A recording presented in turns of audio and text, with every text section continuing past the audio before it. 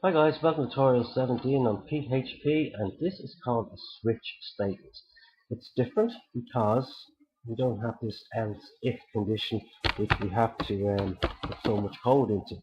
So what we do is like an else if, but it's a lot simpler. We give the variable a value, and then we go switch that value depending on what case we put in, so what condition we put in here. So at the minute I have x is equal to 2, right? So it's going to come here case 1. It's not a 1, it's going to skip that and break that. It's going to come here and go, oh, it is a 2. Now when it sees a 2, it's going to break out of the statement and won't go to any of these, okay? So if I was to show you this, that's what you get. This is 2. Now if I was to go and change this to a 3, okay? And hopefully now the Firefox won't be too slow here today.